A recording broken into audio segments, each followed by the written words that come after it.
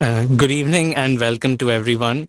Thank you for joining in for this lecture for those who have joined online. And thank you for those who have come offline to attend it. And we'll now be starting. And good morning to Professor Todd McGowan, who's joining us all the way from the US. It would be around 7:30 in the morning for him. And thank you very much, Professor McGowan, for taking out your time to deliver this lecture.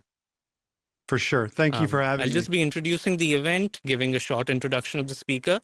We'll be having a roughly 40 to 45-minute speaker session, followed by a about 20 to 25-minute question answer round. The question answer round will be moderated. And for those who have to ask a question online, please raise your hand, and we don't turn on your mic. We'll be so just for the sanctity of the meeting. And for those present physically, we'll just pass around a meeting mic to you for you to ask your question.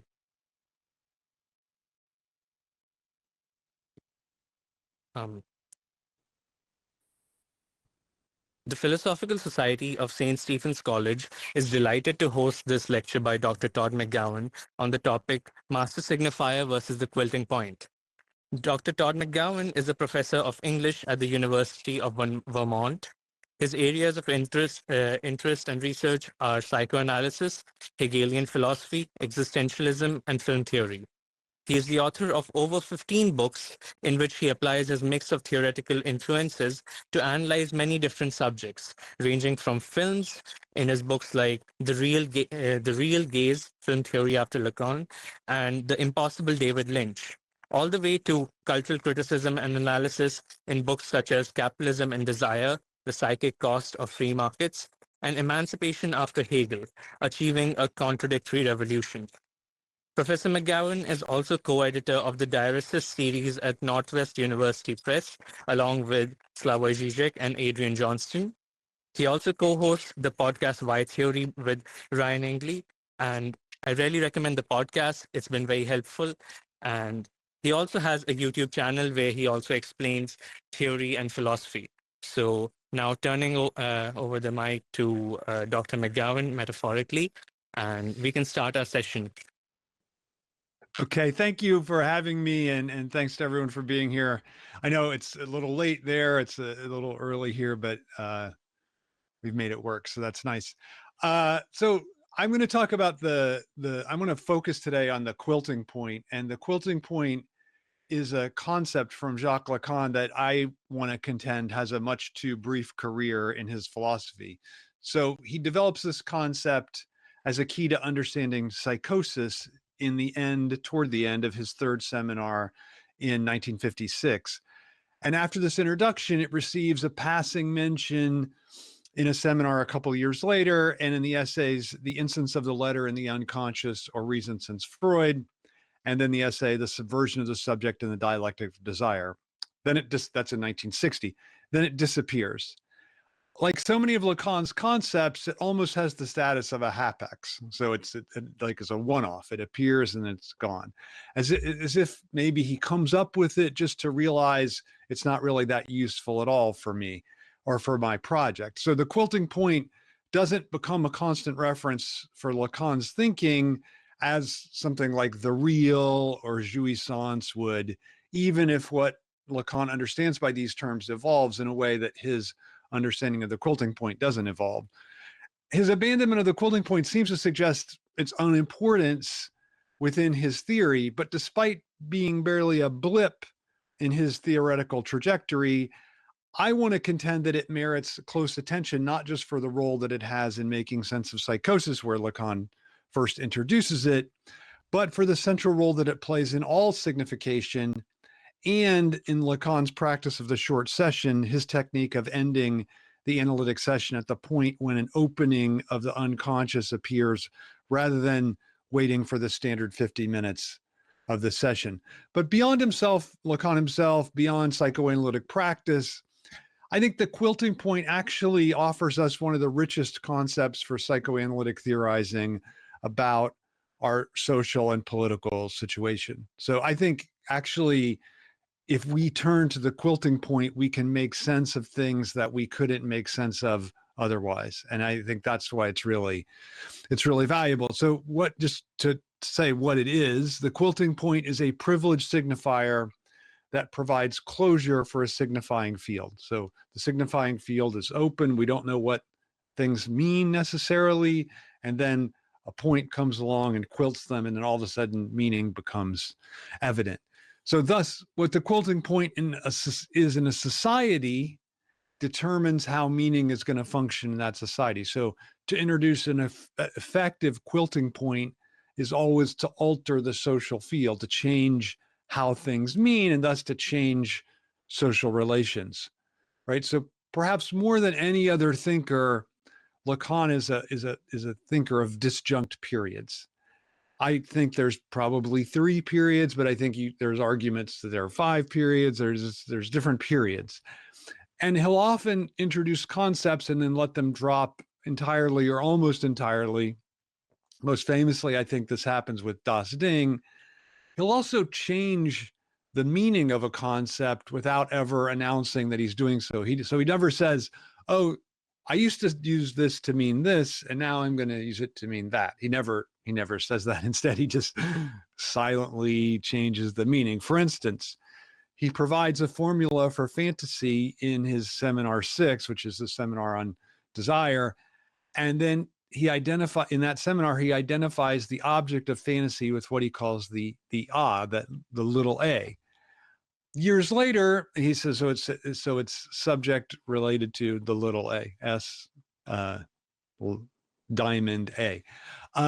Years later, he repeats this same formula without mentioning, it's a big point, that his conception of the has undergone a complete transformation. At first, it signified the imaginary other to the subject. So the little a for Lacan early on means imaginary other.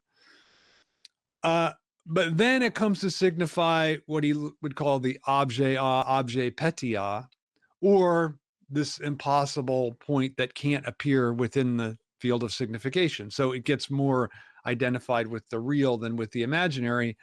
But the formula that he has, S diamond A, that never changes. So he never says, "Oh, wait a minute, I've changed what the A means." So this massive change really, so the formula has to really be changed, but he never says anything about it.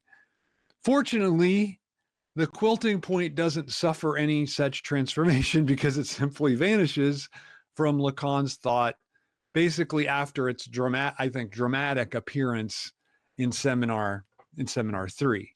And in this sense, I think it's easier to get a grasp of what the quilting point is and what it means, because it doesn't undergo this series of transformations that's rather typical for Lacanian concepts.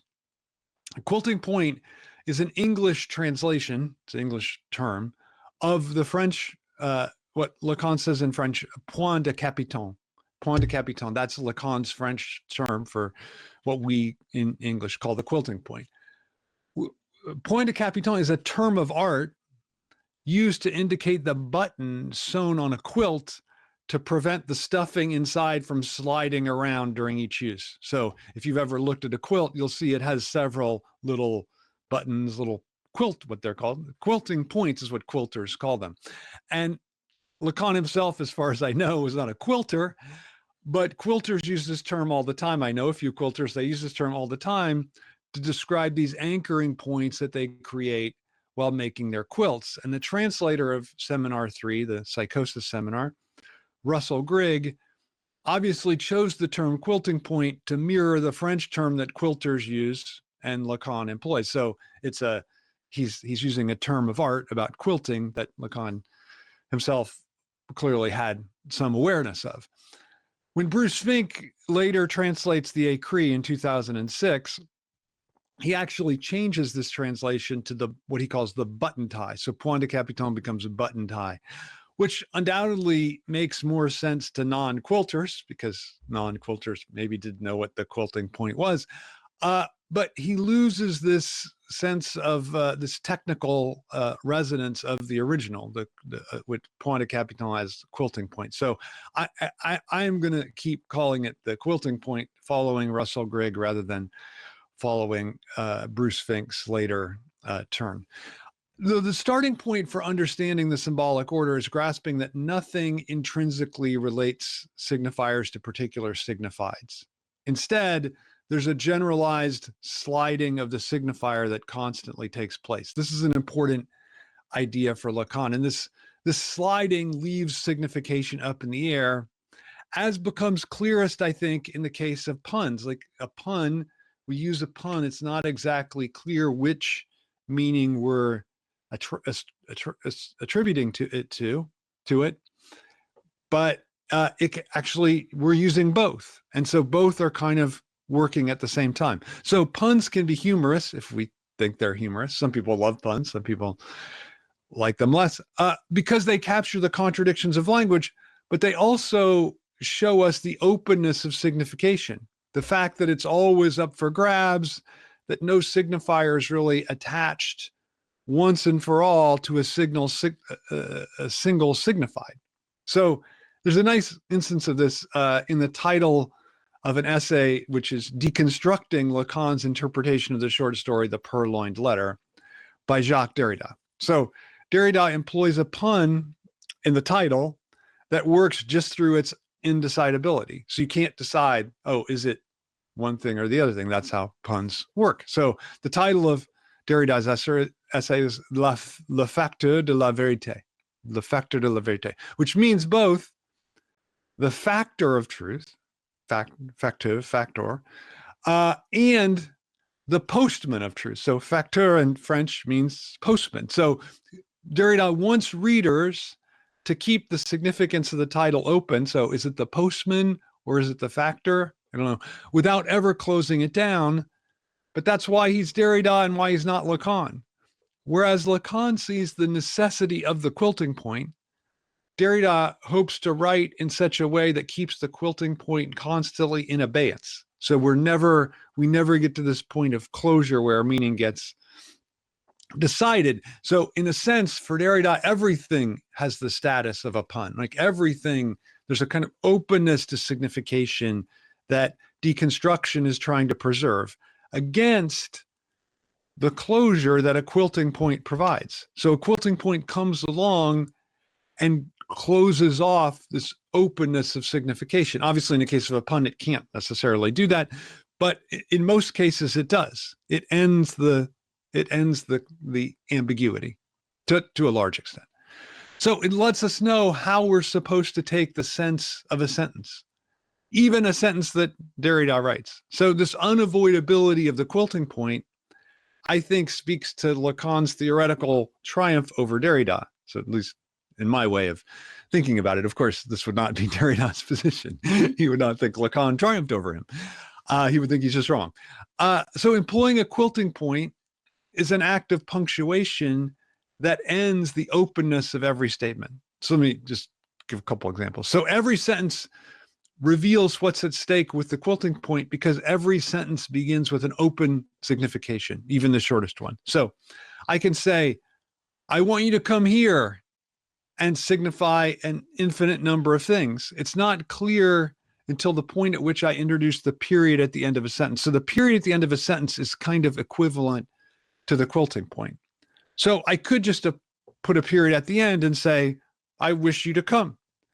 Or I might conclude with, so I can congratulate you. So that's a different way to quilt it. Or I can conclude with, so I can rob you. So you see, the way that I quilt, the way that I put an end to things absolutely changes the signification of the early part of the sentence. So the signification of the opening doesn't become fixed until this final punctuation. But the quilting point, I think, goes beyond just concluding a sentence because it punctuates an entire signifying instance, such as what occurs in a psychoanalytic session or in a political struggle. So the quilting point has a structural necessity for the functioning of the symbolic order, the social structure. Statements that don't at some point refer to a quilting point don't make any sense at all. So it allows us to have a sense. So it's absolutely necessary. So without a quilting point, nothing actually puts an end to signifying openness to this infinite possibility of signification that could go anywhere. So undecidability would, without a quilting point, infiltrate every aspect of signification. But the quilting point provides a temporary respite from this sliding of the signifier over the signified. Or, as Lacan puts it in his discussion in Seminar 3, it's the point of convergence that enables everything that happens in this discourse to be situated retroactively and prospectively. So retroactively means what's come before becomes situated in its signification, and then it determines how things are going to mean going forward. Even though the quilting point is never fixed once and for all, we can always add a new one. It nonetheless is what allows the subject to be understood and what allows the social structure to create understanding. It gives signification a stopping point that enables subjects to get their bearings in the field of signification. And I think nowhere is the influence of the structuralist semiotician Ferdinand de Saussure more evident than in Lacan's theorization of the quilting point. So Saussure himself never invokes the term, he never says quilting point. But he should have, because he envisions a flow of signifiers just above signified, so words above their meanings. And in his signified, in his semiotic theory, signifiers and signified simply line up with each other. This is Saussure's idea. They just line up. There's no risk, in other words, of a sliding of the signifier making a sentence unintelligible, because every signifier for Saussure is just anchored to its signified. They're just aligned. And this anchoring occurs even though the relationship between signifiers is what determines what signifiers mean or what the signified is. So Saussure interestingly says that signifiers get their signified from their relation to each other, but then he manages to hook them on the signified, which is a little contradictory. He should have seen. So Lacan has an immense debt to Saussure, which I think everyone who reads Lacan acknowledges. And his understanding of, and Saussure's understanding of structural linguistics, also very important for Lacan. But Lacan is much less sanguine about the relationship between the signifier and the signified than Saussure is. The word and its meaning for Lacan are not bonded together in the way that they are for Saussure. In fact, they're constantly on the verge of becoming dissociated from each other. And this is what Lacan says in Seminar 3. He says the relationship between the signified and the signifier always appears fluid, always ready to come undone. So far from seeing an intrinsic link between signifier and signified a la Saussure, Lacan identifies a troubled and evanescent linkage, one always on the verge of disappearing. So this connection between the signifier and the signified, like people able to understand what we're saying, is always on the verge of collapsing. Perhaps it's collapsing right now as I'm speaking, which would be sad. But this is where the quilting point enters the scene. It solidifies the connection, at least as long as it's operative for the subject. So the symbolic order is diverse and meaningless without the quilting point. It has the effect of creating a total transformation of the subject's relationship to the signifying structure. Although Lacan doesn't mention the term when introducing the quilting point in Seminar 3, the quilting point actually effectuates a process that Sigmund Freud, before Lacan, refers to as Nachträglichkeit in German, or we could translate as retroactivity. So the introduction of a quilting point works backwards from the future to the past to determine the signification of what comes before it chronologically. So there's signifiers at work, quilting point occurs, and then we retroactively look back and say, oh, that's what they meant. So everything that follows the introduction of the quilting point bears its imprint. But even more importantly, the signifier retroactively changes the signification of words that come before it. And this is the effect of Nachträglichkeit. Freud's concept. He doesn't think about it in the terms of linguistics or semiotics, but I think it's clear that Lacan is thinking of Freud when he comes up with this idea of the quilting point. And the introduction of a new quilting point always provides a fundamental reorientation of the world, which is why it's so important politically. So let's say I quilt the signifying field of modern society with the signifier class struggle, like a certain thinker we know did. So when confronted with a factory manager mistreating an employee, rather than thinking to myself, wow, that's sinful, how that person's treating a fellow human being, I'll say instead, this is how class antagonism manifests itself in capitalism. So my moral condemnation, let's say if I was religious of some sort, becomes a political one, thanks to the addition of this new quilting point of class struggle that we owe to Karl Marx. So what happens in the factory doesn't change. It's just a boss mistreating a worker, same thing. But the significance of it utterly changes. So the new quilting point transforms the past by altering its significance, not by changing what actually happens. So in this case, for instance, it turns a moral transgression into some part of a political struggle, which is, I think, it's an important political step, right? To think in political terms rather than in strictly moral terms. So when we think in this way, I think the political importance of the quilting point, something that Lacan himself never considers. He's not a political thinker. If he's anything, he's a conservative. The political significance of the quilting point comes to light. And how we quilt a situation determines retroactively the field of significance within that situation. It doesn't establish or ground this field, but we introduce it after the fact to give a direction to the signifiers being used. So adding a proper quilting point is perhaps the most important theoretical intervention in practice that we can imagine. So quilting a field differently changes the terrain by changing the way that people end their search for meaning. So the quilting point is, one might say, is the destination that significance seeks. It frames what we find significant. And without the proper quilting point, we can see politically egregious acts, but we can't register them as political because we lack the proper field of signification or significance within signification. So the quilting point is what arrests the sliding of the signifier. So while Lacan admits to the existence of other quilting points, what he calls the name of the father, or later the master signifier, is the foundational quilting point for the subject as Lacan sees it.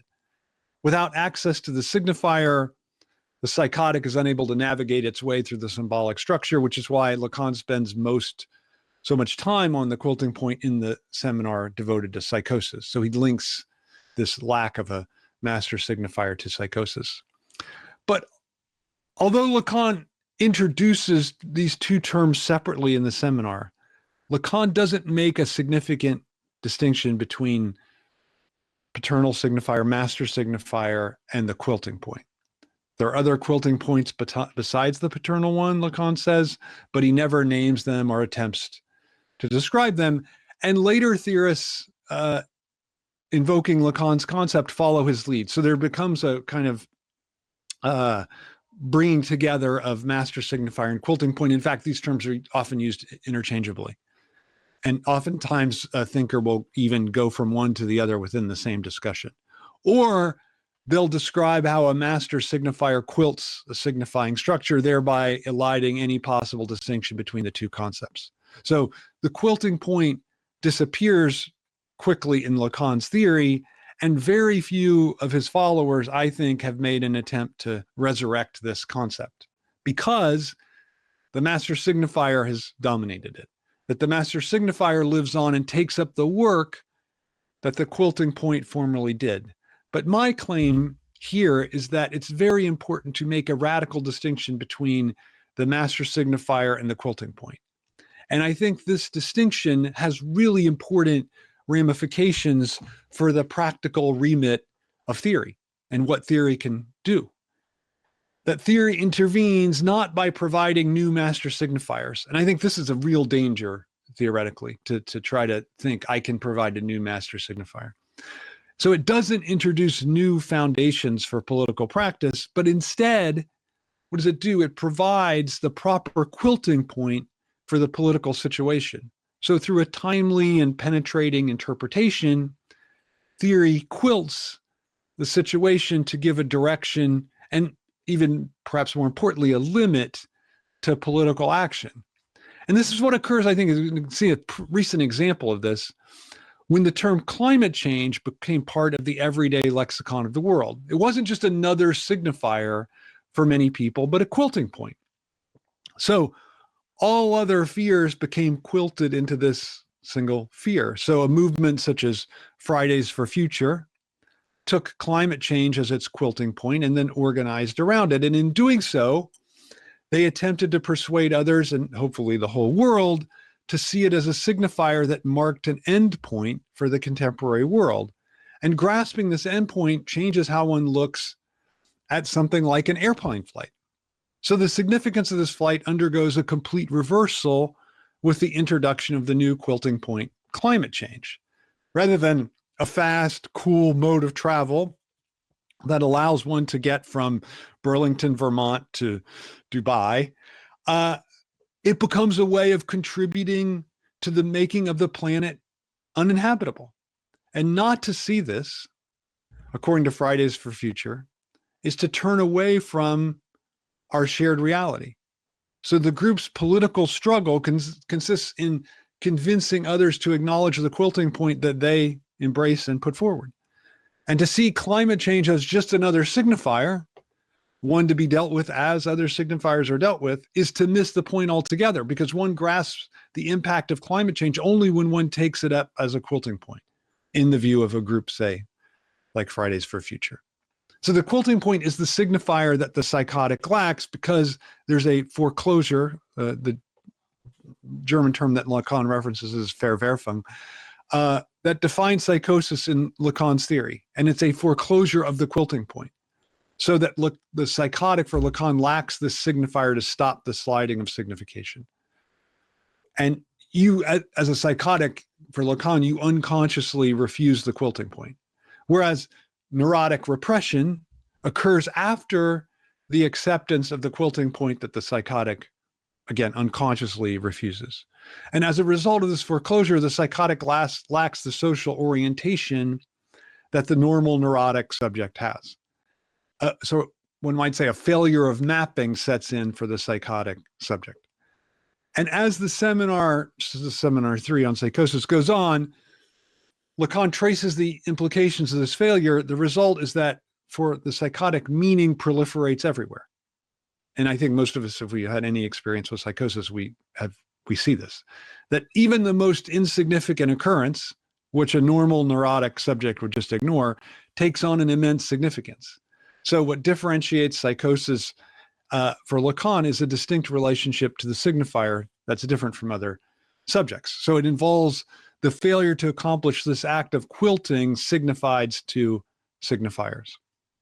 Lacan suggests that the signifying structure has several quilting points that arrest the sliding of signification. But in this early period, when he delivers Seminar 3, he believes that the name, what he calls the name of the father at the time, what would later become the master signifier, is the most important of these, the one central quilting point that structures all of signification. But that he thinks when this point is missing, an aggressive rivalry replaces coexistence, which is why for Lacan, the task of the analyst is to find a way to quilt the analysand's speech. That's what he's getting at in seminar, in his third seminar. The primary practical intervention that Lacan makes in the working of analysis it derives from this theory and this theorization of the quilting point. And this is the introduction of the short session. And I think it provides a nice example of how the quilting point works, because in the short session, instead of going the standard length of the psychoanalytic session, 50 minutes, Lacan cuts it off. And he believes that if analysands know how long a session will last, they'll delay bringing out significant psychic material. The threat of an abrupt end to the session forces the analysand to move to the important material without any delay. And this tool also enables the analyst to stop the session when the analysand says something psychically significant, even if this is unbeknownst to the analysand. So the analysand has to leave the analysis and think like, oh, why did the session stop just then? In the field and function of speech and language and psychoanalysis, perhaps his most famous, écrit, Lacan describes the benefits of the short session for the analysand as he discusses a particular analysand who had a habit of prolix discussions during his analytic sessions, which, despite being very erudite, worked to actually block the treatment in analysis. And it was the short session, Lacan claims, that freed him and the analysand from these soliloquies usually about Dostoevsky or something. He's right. Lacan writes, in my experimenting with what has been called my short sessions, I was able to bring to light a certain male subject, fantasies of anal pregnancy in a time frame which I would normally have been listening to his speculations on Dostoevsky's artistry. So this insight comes out thanks to the use of the short session, which cuts the analysand's psychically insignificant babble. Lacan himself never refers to the quilting point when discussing the short session, but clearly the latter occurs under the theoretical banner of the former, I think. Although it disappears from Lacan's theory after 1960 completely, no mention of it, the quilting point has this posthumous career in the form of a short session.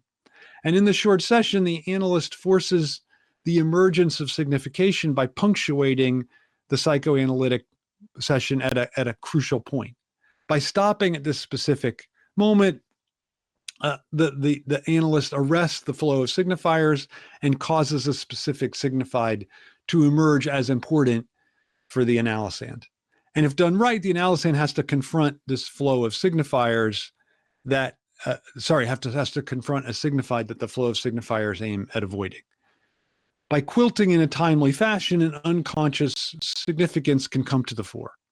And this is why I think the quilting point doesn't just survive in the form of the short session, but for theorizing politics and society among thinkers indebted to Lacan.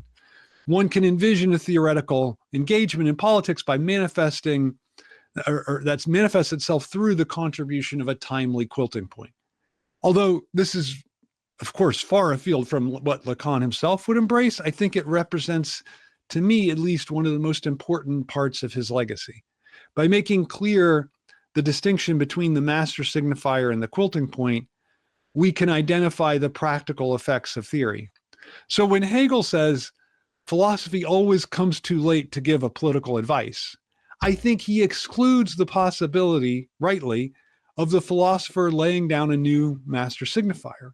But it's precisely philosophy's tardiness, as Hegel puts it, that enables it to quilt a situation after the fact and determine how it will be understood.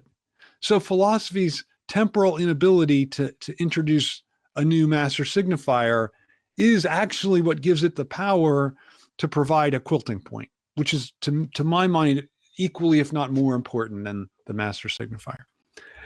As Lacan's thinking moves forward from Seminar 3, the name of the father or the paternal signifier becomes the master signifier, or what he calls also S1, again, while the quilting point totally drops out. As the master signifier is the basis for the signifying structure, it starts the process of signification. Its exceptional status as a foundational signifier that orients subjectivity within the signifying structure operates because it has no signified. So the master signifier is a signifier without a signified. As such, it has no significance at all.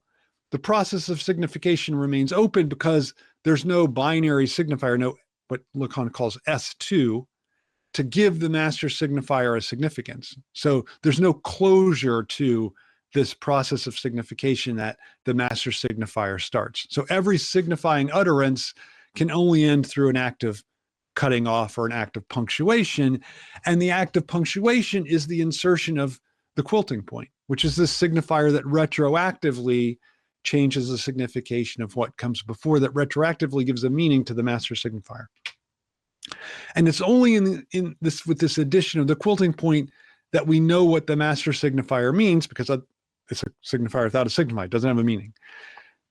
Which is why introducing a new quilting point has such radical effects, to my mind. So we should insist, again, on this distinction between master signifier and quilting point. Again, a distinction that I don't think anyone else has insisted on, in order to differentiate between two things: the act of grounding a signifying structure and the act of punctuating it. I think those two things are different. The master signifier, in other words, starts the process of signification, while the quilting point interrupts it, stops it, transforms the signification of the structure.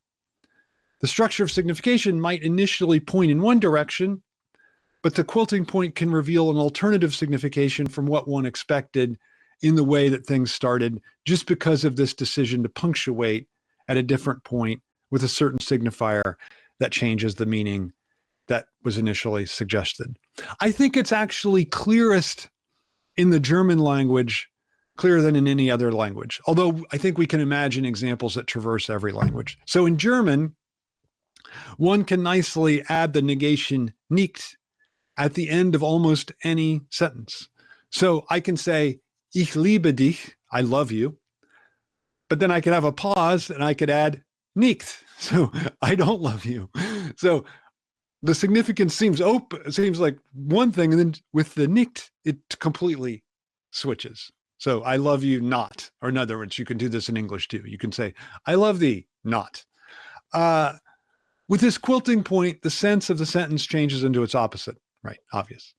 Although this is just a minor example of the quilting effect, I think the same process occurs on a social level as well. Of course, not every quilting point forces us to reevaluate what comes before. Most don't. Most just confirm what comes before. But it's nonetheless, the idea of the quilting point holds out this possibility of radically altering how we relate to our situation, which is why there's a radicality attached to the quilting point, and why it represents really the theoretical act that can intervene in our political and social practice. The intervention of the quilting point doesn't provide the basis for something new. It doesn't do that. Instead, it re-signifies what comes before, giving us a new way to relate to the situation. So although it's not a practical intervention that can guide our political activity, the quilting point allows us to see things differently. So through the act of quilting, the political terrain can undergo a complete transformation, but this is not the same thing as laying out a new direction for politics. So Slavoj Žižek, for one, has made the quilting point central in his influential form of ideology critique. So ideological fantasies work, according to Žižek, by quilting a social situation in a tendentious way. So one of his examples for this is Hitler in interwar Germany. So as Žižek puts it in his book, For They Know Not What They Do, the simple invocation of the Jewish plot explains everything. All of a sudden, things become clear. Perplexity is replaced by a firm sense of orientation. All the diversity of earthly miseries is conceived as the manifestation of the Jewish plot. In other words, the Jew is Hitler's point de capitale, Hitler's quilting point. The quilting point enables a fantasy to anchor significance around a central signifier that mobilizes an ideological position, as Hitler's use of the quilting point does here, Jew as quilting point. One way to fight against this political use of the quilting point is with the concept itself. By theorizing it in operation, one has a weapon to use against its political deployment, a weapon that those fighting Hitler lacked, because Lacan hadn't yet invented the idea of the quilting point. But what neither Lacan nor Žižek say is that we might benefit both theoretically and politically from distinguishing the master signifier from the quilting point. So according to Seminar 3, the master signifier, or again, at the time, the name of the father, is one version of the quilting point among others. But I want to say, actually, no, the master signifier and the quilting point function differently. that the master signifier is the exceptional signifier that signifies nothing.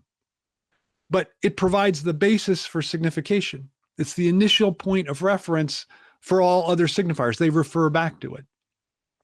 While the quilting point punctuates the signifying order, providing it with a stopping point. So in other words, just to be very reductive, the master signifier is what begins, the quilting point is what ends.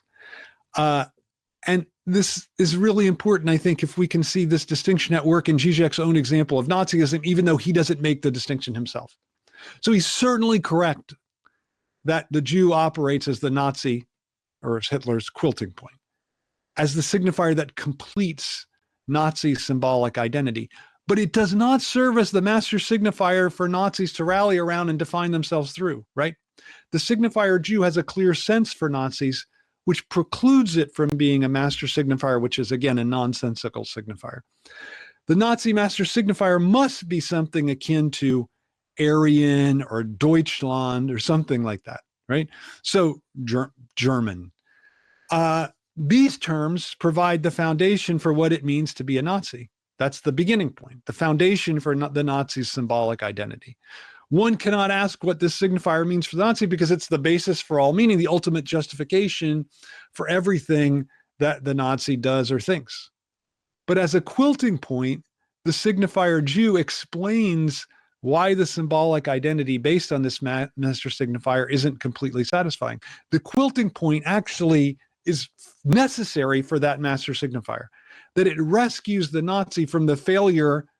The master signifier has no meaning until it gets quilted, which is why the Nazis could not give up the idea of a Jewish conspiracy, no matter how many Jews they killed, right? You can never kill enough because you need that quilting point to give a sense to your identity as German or as Aryan. Yes, that's the I think, horrifying but interesting relationship between the two. So as Nazism, I think, perfectly shows, and by the way, today, I think by and large, it depends on the country, but in most countries of the world, I think immigrant is functioning as the quilting point for national identity. As the master signifier, immigrant is the quilting point that allows you to know, oh, I have this national identity because I'm not this. I think there's some places where this isn't operative, but I think it's operative in in large parts of the world.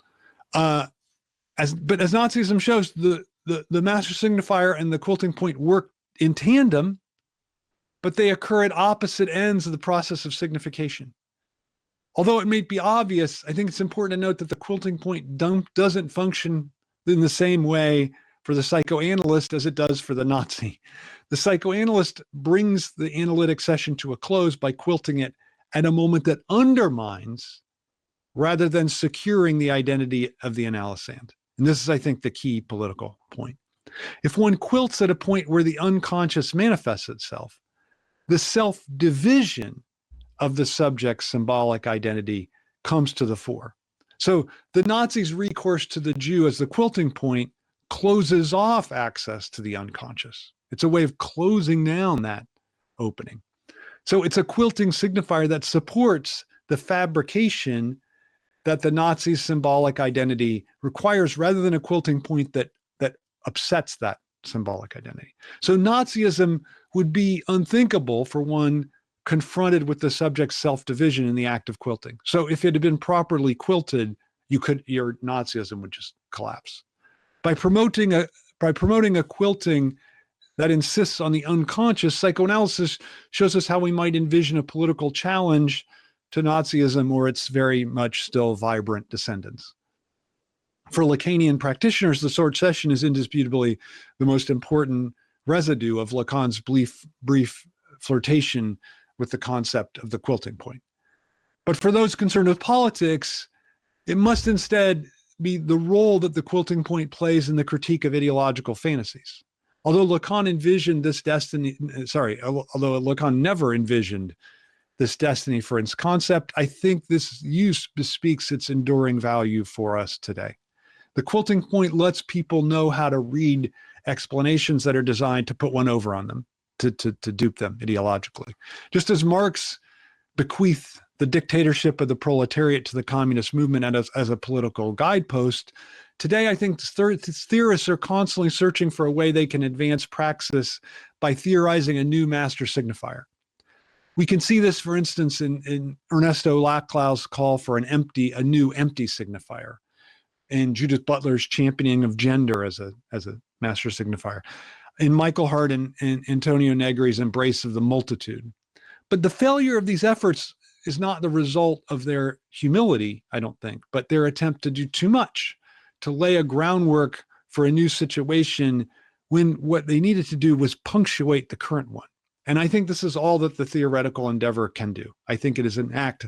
Philosophy is always an act of punctuation, not an act of introducing a new master signifier. And I think when we take this distinction between the master signifier and the quilting point seriously, the relationship between theory and practice comes better into focus. That quilting a situation in a way that introduces a radically new perspective is a valuable political act, but it doesn't try to dictate the future. The act of quilting changes everything in a way that reveals everything as stripped of its phantasmatic openness. Okay, I'm going to stop there.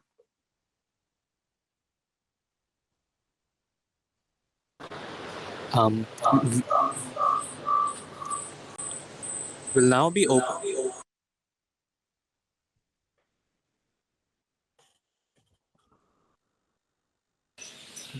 Hello. We'll now be opening up the session to questions. So first, we'll be taking questions from the online audience. If anyone online has a question, then they can ask.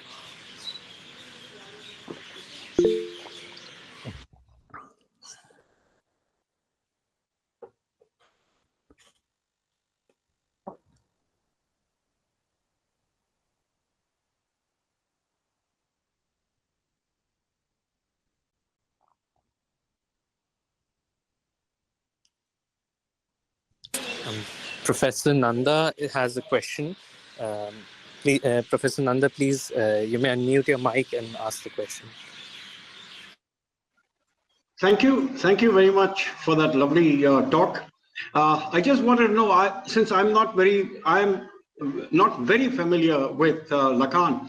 I'm only familiar with him through Anthony Wilden, who initially translated Lacan, in the beginning. Right. So in his system structure, he uses Lacanian methods to do all kinds of things. No, what I wanted to ask was, what is your, how are enframing and context, they seem to perform the same kind of functions that quilting seems to perform.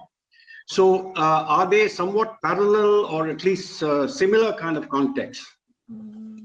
Yeah, it's a good question. I think that I think there's a certain parallel between those ideas for sure. Yeah. I guess the difference for me is that I think both those ideas of like enframing or context, like they don't have this idea of Nachträglichkeit or retroactivity necessarily built into them in the way that the quilting point does, right? Like, I think that's what for me is really politically important about it, is that it like turns our attention to the past rather than to like the present or even to the future. Like it's trying to shape the way that have seen things and change the past rather than change the future. So I think that's a slight difference, but I think that they're operating in parallel. There is a kind of, you can see the kind of a link between them for sure. Thank you. Sure. Thank you. Next, Professor Alfie has a question. Please go ahead, ma'am. Thank you, Professor McGowan, for your wonderful talk. My question was, and again, I haven't read Lacan very thoroughly, so I don't know if this is a silly question, but what are the criteria under which multiple quilting points can be brought to be appropriate to a particular context? For example, in psychoanalysis, where you have the abrupt ending, what's the criteria by which competing quilting points, as it were, can be rendered appropriate? What would that be a function of? Power, utility, or something else? And Yeah. secondly, Yeah. given that you've sort of nicely pointed out how quilting points have a political implication as well, how would then, say, arriving at a consensus, how would that be facilitated? Does Lacan say something about this? Thank you. Yeah, Lacan, he doesn't say anything about that at all. And I think for him, it's an interesting question. Like, is it power? Is it utility? I mean, I think here's what he would say. And I think this is, right. Like, I think a certain, like the example of the figure of the Jew for the Nazi, it's clearly like why does that win out? Because of like the larger Nazi power structure, but also because it mobilizes the enjoyment of the Germans, right? Like I think that's what he would say. Like what the most often, I think the quilting point that wins out is the one that mobilizes people's enjoyment in the most effective way. So that's what he would say. But I think that's not how he wants to see it operative in psychoanalysis. Like he wants it, like to him, the best quilting point is the one, and the task of the analysis for him, the analyst for him, is to introduce the quilting point where the unconscious is revealed, right? Like I think that you talk a lot one talks a lot in analysis in order to avoid having the unconscious revealed, and then this is how Lacan puts it, sapara, like it speaks, right? That speaks. And then, so to find the moment when that happens, that's the analytic technique. That's what the analyst is trying to do. That's what they're developing their whole skill at. But and I think in like the theorist of politics, it's the same thing. Like, can you quilt a situation in a way that brings out this dimension of the unconscious that causes these oppressive symbolic identities to question themselves or to fall apart even. So that, I think, but the question of consensus, I don't know about that. I mean, it's a fascinating question because it seems, here's how I would answer it. I think that consensus develops after the quilting point, right? Like a quilting point gets introduced, and then that has the effect of generating a consensus, right? Like there was a consensus in this is how I would see it, right? There's a consensus in 1930s Germany that the Jewish plot was undermining German society. Or this is true in the United States right now. It's become a consensus that it's not true. I mean, it's not factually true, but it's a consensus that there's a problem with immigration. There's too much immigration, right? Like, so that consensus was created by this quilting point generated by Donald Trump, right? So that's a case where I think this is most often the case. I mean, I guess you could say back to me, well, no, there are points where a consensus generates a quilting point, but it's hard for me to think of any. You know what I'm saying? Like, I think it's more often that it's the quilting point that one of its functions is to generate a consensus, which is why it's such a powerful political tool. Right. Thank you, Professor. Thank you so much. Sure. Yeah.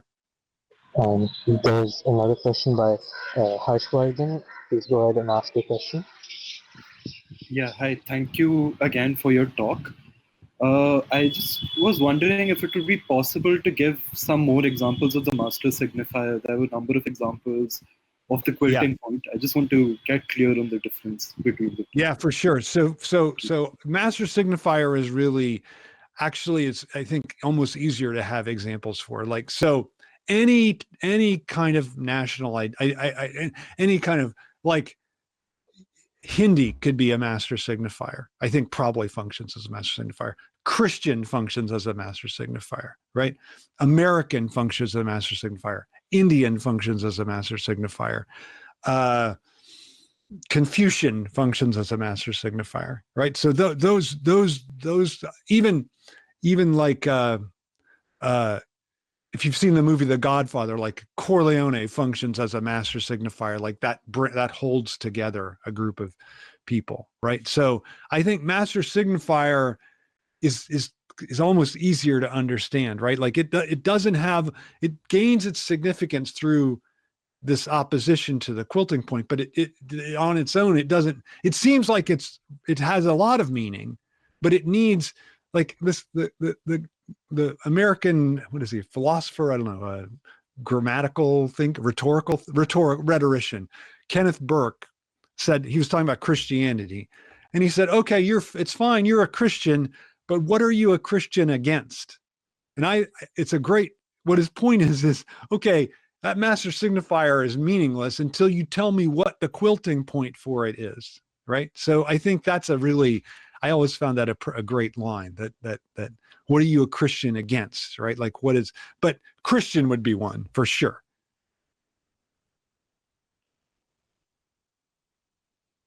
That that helpful? very helpful. Yeah, thank you. Okay, all right, Thank you. great, for sure. Yeah. And we have another question in the chat box.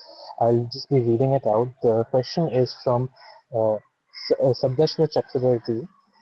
They say, thank you, Professor McGowan. Really illuminating discussion. The question is, how are we to think of the locus of the point de capital? Is it in the signifying chain where language sort of comes to take an agency of its own, as has been noted by commentators like Nancy, Leto, Labart, Borch, Mickelson, or is it by way of a sudden glimmering through of the split subject that retroactively endows signifiers with their ontological difference, to use Heideggerian terms? In short, what exactly quills what? Yeah, so I think it could be either thing, right? Like I think the quilting point most often occurs in a way. I think that in a way the question is like, is the quilting point ideological or is it not? And I think the difference, I think it's sort of up for grabs politically, I think. And I think that like what is the locus of it? I think it is clearly within the signifying chain, but it's a different kind of signifier, right? Like it's a different kind of signifier that can highlight. I think that what I'm saying, I think, is that the if you quilt the situation in a politically efficacious way, you're making evident the castration of the master signifier, right? Like that's the symbolic castration of that signifier, like that there's an insubstantiality to it. So I think it does tie to this notion of ontological difference, right? Like that there is this kind of like this way in which the master signifier is shown to be lacking, and that's I think to me that's the fundamental political act, because I think you can be invested in a master signifier only if you think that it's a non-lacking signifier. The moment that it seems to be contradictory or lacking or insubstantial, the investment in it is gone.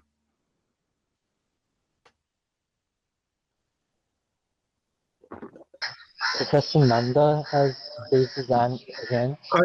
Nanda, do you have? Thank you. I mean, I have a request and a question. Do you think that quilting has any connection with the notion of clearing in Heidegger? Number one. I haven't thought of that, but I think it probably does actually, and it's an interesting thing. So this is right about the time Lacan develops this concept, right about the time that Heidegger comes to visit him in France, and Lacan is the one. So the other French thinkers that were contemporary to him, like Sartre especially and Levi-Strauss, were very Merleau-Ponty were very, I mean, this isn't true of the later generation, but Yeah. were very hostile to Heidegger because of his Nazism. Right. And Lacan wasn't. Lacan was he was friends with Heidegger. I mean, they had he stayed at Lacan's house. And so I think that I wonder, I mean, I'm sort of taking this question in a personal turn, but I do think that maybe that notion of clearing had an effect on Heidegger, on Lacan's develop of the concept. Yeah, I think that's really good. I hadn't thought of that before, but I think it's really good. Yeah. And okay, I have a request. This is a request on behalf of all of me as well as all the students of college. Could you, since you have done the research, could you suggest any reading which would get us clear about the distinctions between the symbolic, imaginary, and the real? Yeah, I can tell you here. I definitely have a reading on that. So I think the best book ever written on Lacan and which does a great job of symbolic, imaginary, real is a book by my friend Richard Boothby called Freud as Philosopher, and the subtitle is Metapsychology After Lacan. So that's the book I would absolutely, I give it to all my students. I think it's great on that distinction. So that's the one. Okay. Yeah, thank you. I just as an aside, the book that I really enjoyed, another Lacanian is Darian Leader. Darian Leader is great. He's very clear, I think. Yeah. I think Darian is very clear. Especially the book which I really found fantastic about this absence and all was Who Stole the Mona Lisa? I know, that's very good. But he has a lot of good books, like Why Do Women Write More Letters Than They Post? That's the first book I read of his. That's the first book, because the title intrigued me. I just read his more recent book on jouissance. It's great. Right. And he also has a book called Black. It's on melancholia. It's called Black something. So which is excellent too. Yeah. But I'm now currently reading What Do We Do with Our Hands? Yeah. He's got a book on hands. No, he's very good. Great. Yeah, okay, thank you, Professor. Thank you. For sure. Yeah. Now, I guess we're done with all the online questions. We just have some questions from our offline audience. So I request you to pass the mic to be passed to them so that they can ask their questions.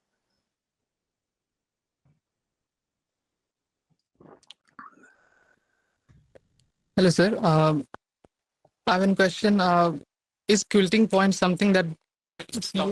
Yeah, so is quilting point something that borns out of its inherent theoretical contingency, or because of a necessity to reify the political unconscious, that is, to sharp the humanitarian force? If latter, isn't it theoretically less tenuous as well as politically on equal terms a tool for fascist force as it is for humanitarian force? I mean, if it is serving the both forces, isn't it like, it should not, it's like providing a field that was not existing, but at the same time justifying or satisfying what was existing. So like that's the question. Yeah. So I think again, I'm going to answer this similar to the way I answered the other one. Like I think like your first question was, is it contingent or not? Well, in a way, it's contingent, but the existence of a quilting point isn't, like, what the quilting point is contingent. The existence of a quilting point is necessary, right? Like I do agree with Lacan that without a quilting point, that you're in a psychotic situation. So I don't think that's why I don't think it's just serving, but I think you're right to suggest that most often the use of the quilting point is serving some kind of oppressive structure, right? Like that's what it, like the example I gave, but like I think there's just hundreds of examples of that. But I think that I don't think we should see it just in those terms. Like I think we should also see the way in which, if you like, I don't think it's an option, in other words, to just say like, oh, let's try to avoid quilting altogether because that ties us to the oppressive structure. I just don't, I think, because I think, again, while the specific quilting point might be contingent, the quilting itself is necessary. So there's always going to be something quilting. So the point is to perform politically like Lacan does the short session, to quilt in a way that brings up the unconscious and exposes something rather than obfuscating it. If I got your question right, I hope I did. Yes, sir. Thank you. Thanks. We can move on to the other questions from the offline audience. Thank you for your lecture, sir. So my question is, you talked about how Lacan's quilting point can be connected to how Saussure talked about the connection between signifier and signified. So I was wondering, can we similarly connect the quilting point to Foucault's concept of the episteme? Because if we look at it in the context of history and historiography, then once there is a new episteme, the way that we retroactively look at events completely changes. So would that be a correct connection to make?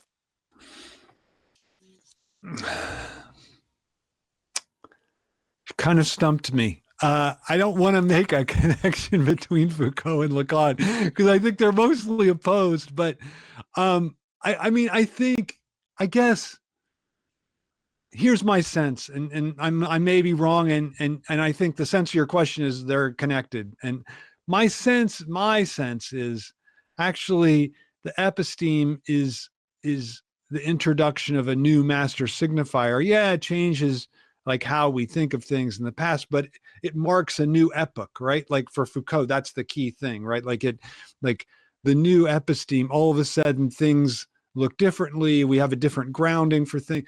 So I guess to me, that would be still on the side of the introduction of the master signifier versus the quilting point. I mean, you're right to say that the new master signifier, the new episteme for Foucault does change like how we look at the past, but I don't think for Foucault, I mean, maybe I'm wrong about this and maybe I'm giving Foucault short shrift, but I feel like that for him, it's not about so much this retroactive idea as all of a sudden something new is introduced. Like it's more about the introduction of the new, right? And so the quilting point is more about how do we end? And I think Foucault is more concerned with how the new is born, right? Like that, it seems to me like that's, so there's a different focus, but I don't know. Maybe I'd have to concede this point to you. I don't know.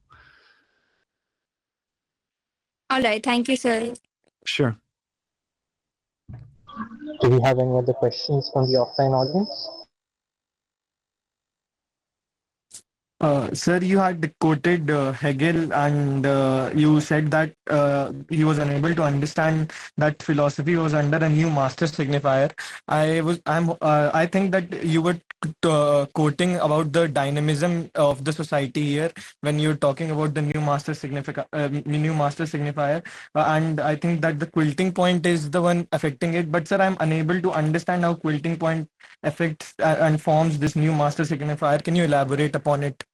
Yeah, no, I don't think that quilting point does form a new master signifier. Like I think this is what I think. I would say that I think here's what I'm trying to get at really. Okay. So I think we think like, oh, we just need a new master signifier to arrange things differently, whatever. No, I think the lesson of psychoanalysis, and I think the lesson of Hegelian dialectics also, is that the master signifier really doesn't matter, right? It doesn't matter. What matters is the way that you quilt it. So because the master signifier is always just a lacking signifier. It doesn't have a signified. So recognizing that neutralizes the power that the master signifier has. Like it could even be like even Aryan, who cares? It doesn't matter, right? Like if you see that master signifier is a castrated one, then it doesn't, but creating a new master signifier, I think, again, like, I think that's to me, that's too long the dream of the left. Like, let's create a new master signifier or whatever. Like, no, I don't think that matters. Like, I think instead what matters is quilt in such a way that we see the emptiness of of every master signifier. That's, I think, the real, even Hegelian point.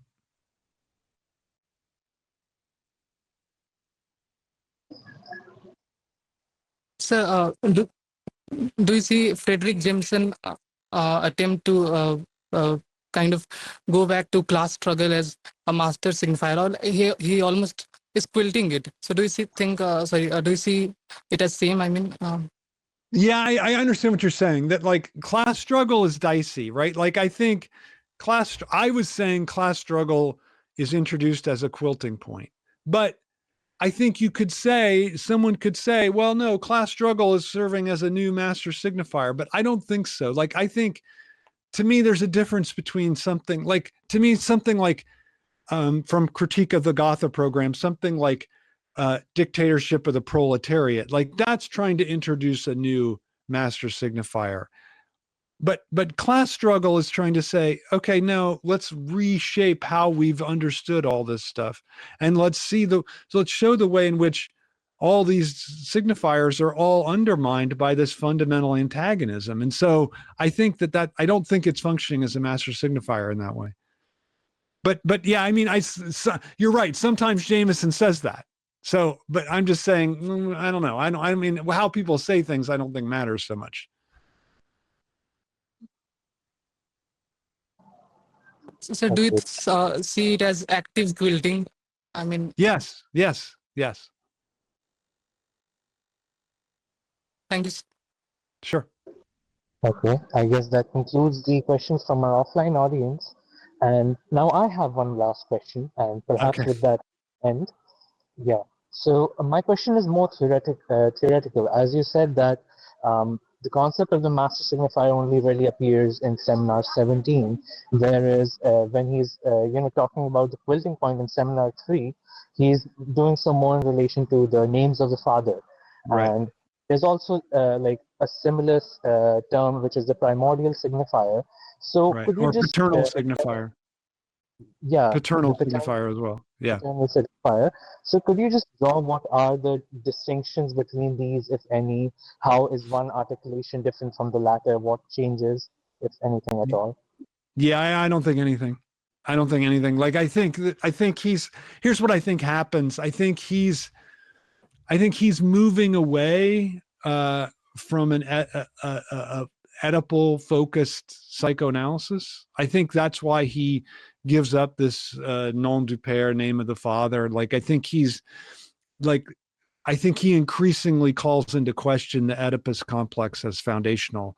And so by seminar 16, that's why he's kind of switched over to master signifier. But you're right. I mean, he never says master signifier in seminar 3, but I really don't think, I mean, I've thought about this quite a bit and studied it pretty closely. I really don't think there's a conceptual difference between them. All right. Thank you, Professor McGowan. And Sure. we have one final question from the chat from Ayush Giri. I'll just be speaking that out. In the vocabulary of traditional metaphysics, would the master signifier be akin to being of an object that has no meaning and in and of itself, yet endows meaning to the group of attributes and properties it holds together? Yes, exactly. Exactly. Okay, well, thank you. I guess that. I'm sorry. There's one final question. This is again Okay. from Mr. Chakraborty.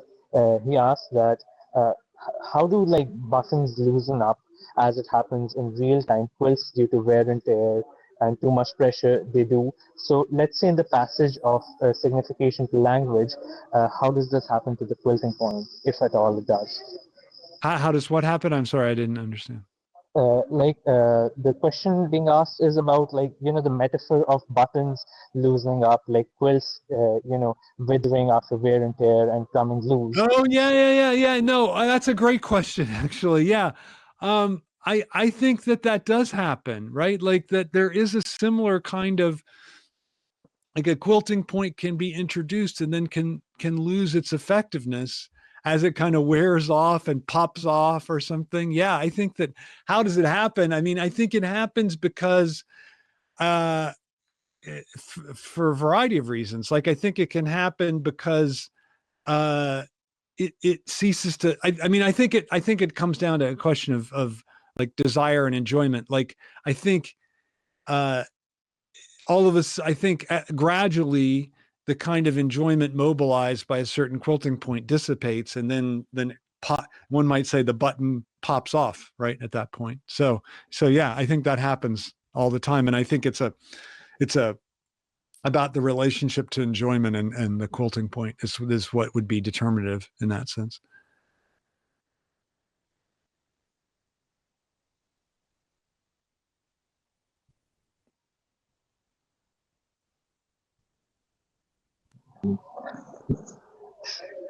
I hope that the question is resolved for Mr. Chakrabarty and you're satisfied with the answer. And we'll finally be moving over to the vote of thanks to be for our speaker. So I hand the mic over to Anurag. Good evening, everyone.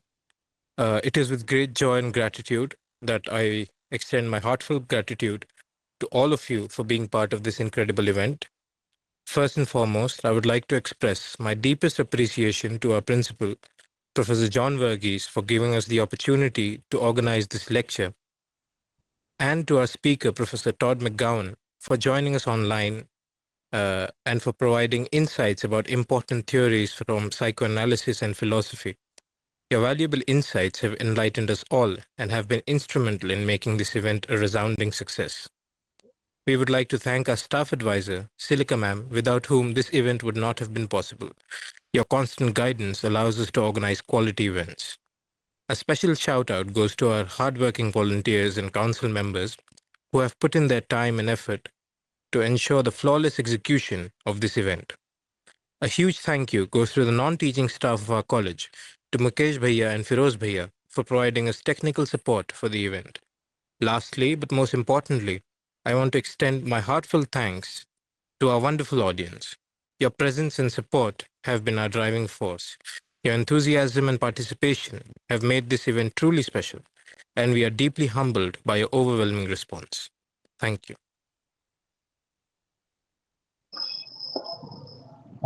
Thank you, Professor McGowan. Thank you. Good day to you. Like, Have a good the way evening, that- everyone. Yeah. Take care. Thank you. Goodbye. Goodbye. Thank you, Professor. Sure.